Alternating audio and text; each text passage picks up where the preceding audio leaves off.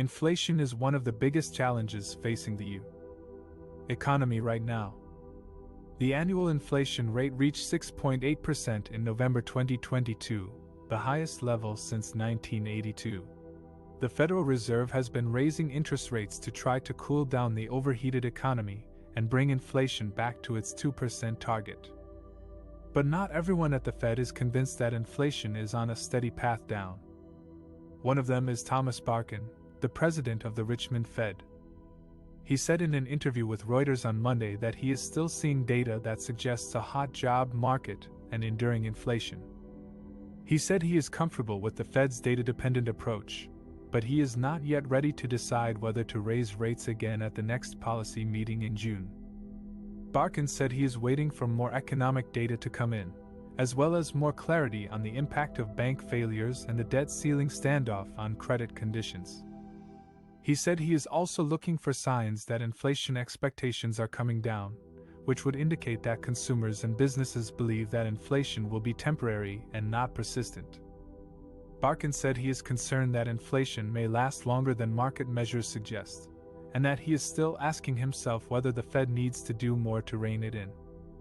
He said he is not worried about slowing down the economy too much, because he thinks there is still a lot of pent-up demand and fiscal stimulus that will support growth. Barkin's views contrast with those of some other Fed officials, who have expressed more confidence that inflation will ease as supply chain disruptions and labor shortages are resolved. They have also signaled that they may be close to pausing their rate hikes to assess the effects of their previous actions. The Fed has raised interest rates by 5 percentage points since March 2022, from near 0 to 5%. The Fed's median projection is for 3 more rate hikes this year, bringing the policy rate to 6.5% by the end of 2023.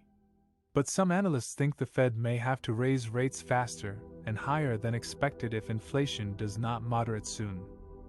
The next Fed meeting will be on June 13th to 14th, and it will be closely watched by investors and markets for any clues on the Fed's outlook and plans. Will Barkin and other hawkish Fed officials push for another rate hike, or will they join the dovish camp and opt for a pause? And how will their decision affect the economy and inflation? Stay tuned for more updates on this topic.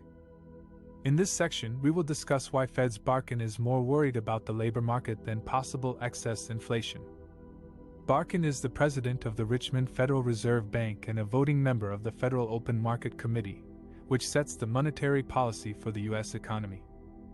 Barkin has expressed his concern about the labor supply constraints that have emerged during the pandemic and have persisted even after the reopening of the economy and the rollout of vaccines. He believes that these constraints are limiting the growth potential of the economy and putting upward pressure on inflation. According to Barkin, there are several factors that have reduced the labor force participation rate, which measures the share of working-age people who are either employed or looking for work. These factors include retirement. Many older workers have decided to retire early due to health risks, financial incentives, or lifestyle preferences. Barkin estimates that about 1.5 million workers have left the labor force for this reason since February 2020. Disability. Some workers have become disabled or chronically ill due to COVID-19 or other causes and are unable to work. Barkin estimates that about 600,000 workers have left the labor force for this reason since February 2020. Education. Some workers have chosen to pursue higher education or training to improve their skills and prospects in a changing labor market. Barkin estimates that about 500,000 workers have left the labor force for this reason since February 2020. Family care. Some workers have had to take care of their children or other relatives who need assistance due to school closures, health issues, or lack of affordable child care options.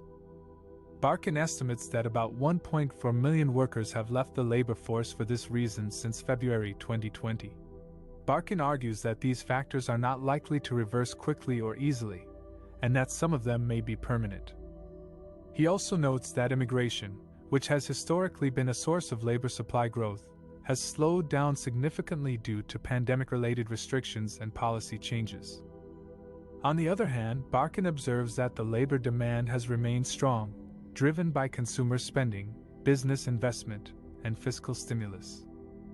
He points out that there are currently more than 11 million job openings in the U.S., a record high, and that many employers are raising wages and offering bonuses and benefits to attract and retain workers. Barkin warns that this mismatch between labor supply and demand could lead to a long-term structural problem for the U.S. economy. He says that fewer workers would constrain the output and productivity of the economy and make it harder to achieve maximum employment, one of the Fed's dual mandate goals. He also says that higher wages and benefits would translate into higher costs for businesses and consumers, which could fuel inflationary expectations and make it harder to achieve stable prices, the other Fed's dual mandate goal. Barkin acknowledges that the Fed has taken aggressive action to bring inflation under control, raising the federal funds rate steeply to just under 4% and making clear its intent to do more. He also recognizes that some of the inflationary pressures are transitory and related to supply chain disruptions, pent-up demand, and base effects. However, he cautions that some of the inflationary pressures are more persistent and related to labor market tightness. He says that he is monitoring closely the inflation data and indicators, such as wage growth, unit labor costs, and inflation expectations. Barkin concludes that he is more worried about the labor market than possible excess inflation because he thinks that the labor market challenges are more difficult to address and more likely to affect the long-term economic outlook. He calls for more intentionality from businesses and governments to enhance productivity, invest in human capital, and incentivize work participation.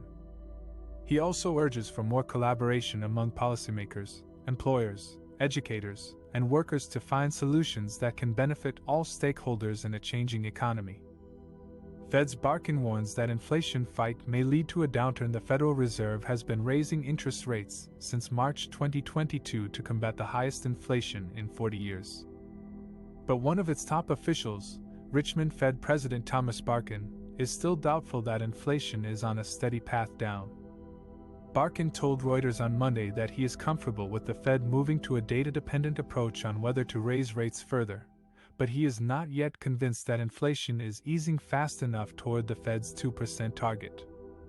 He said he is also withholding his judgment on whether to raise rates at the Fed's next policy meeting in June, given the uncertainty around bank credit, the U. debt ceiling, and the impact of the recent bank failures. Barkin said he is still seeing data that suggests a hot job market and enduring inflation. He pointed out that unemployment was at 3.4% in April, and wage gains were significant. He also said he is concerned that inflation may persist or even accelerate, and that there is no barrier in his mind to further increases in rates if that happens. But he also acknowledged that raising rates too much or too fast could have negative consequences for the economy. He said he would advocate for a steady approach that would lessen the damage of any potential overcorrection. Barkin's comments reflect the dilemma that the Fed faces as it tries to balance its dual mandate of maximum employment and price stability. The Fed has raised rates by 5 percentage points since March 2022, but inflation remains stubbornly high at 4.2% year-over-year in April. Some analysts and investors have questioned whether the Fed is behind the curve and needs to act more aggressively to prevent inflation from getting out of control. Others have argued that the Fed should be more patient and wait for more evidence that inflation is transitory and will subside as the economy recovers from the pandemic. The Fed's next policy decision will depend on how the incoming data shapes its outlook for inflation and growth. Barkin said he is very comfortable with data dependence because he thinks the uncertainty level is high. He also said he hopes that Congress will resolve the debt ceiling issue soon, and that banks will be able to restore confidence and stability in the financial system after the recent wave of failures.